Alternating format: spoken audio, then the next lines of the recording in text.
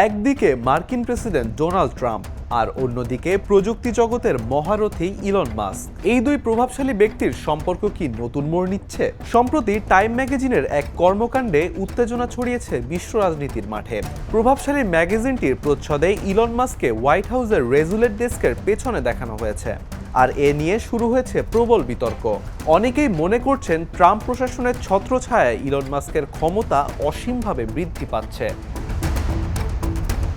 Time ম্যাগাজিনের প্রতিবেদনে উল্লেখ করা হয়েছে, ট্রাম্প প্রশাসন সম্প্রতি department of government efficiency doji নামের নতুন একটি সংস্থা তৈরি করেছে। এর প্রধান করা হয়েছে ইলন মাস্ককে। এই সংস্থা মূলত সরকারি ব্যয় কমানো ও প্রশাসনিক সংস্কার করার দায়িত্ব পেয়েছে। কিন্তু সমস্যা হলো, মাস্কের সিদ্ধান্তের ফলে লাখ লাখ সরকারি কর্মীর চাকরি হুমকির মুখে পড়েছে। বিষয়টা নিয়ে আদালতে মামলাও চলছে। কিন্তু দিনকে দিন সরকারি প্রশাসনে মাস্কের ক্ষমতা বৃদ্ধি পাচ্ছে অসীমভাবে।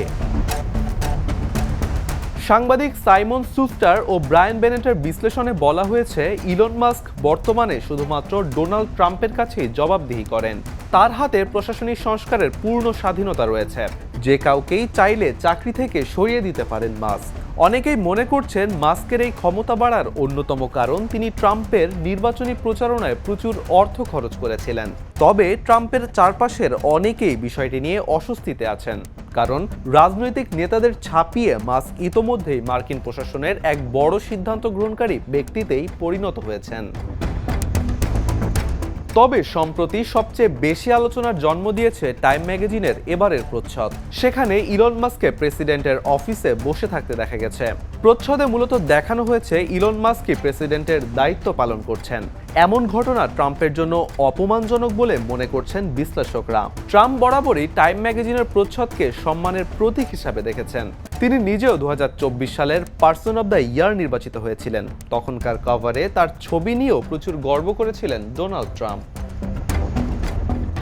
এই প্রসঙ্গে এক সাংবাদিক প্রশ্ন তোলায় ট্রাম্প মজা করে বলেন, টাইম ম্যাগাজিন কি এখনো ব্যবসায় টিকে আছে? আমি তো জানতাম না। এর আগে 2017 সালে যখন টাইম ম্যাগাজিনের প্রচ্ছদে ট্রাম্পের তৎকালীন প্রধান কৌশলবিদ স্টিভ ব্যাননকে দ্য গ্রেট ম্যানিপুলেটর হিসাবে দেখানো হয়েছিল, তখন ব্যাননের জনপ্রিয়তা হঠাৎই বেড়ে গিয়েছিল। কিন্তু পরে ট্রাম্পের সাথে তার দূরত্ব তৈরি হয়। শেষ পর্যন্ত প্রশাসন থেকে বাদ পড়েন ব্যানন।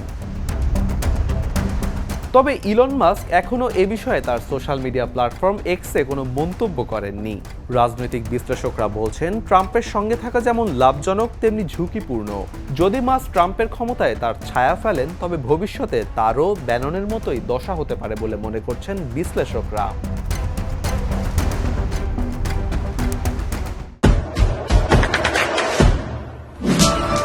দেশে দেশে সবার সাথে দ্য নিউজ।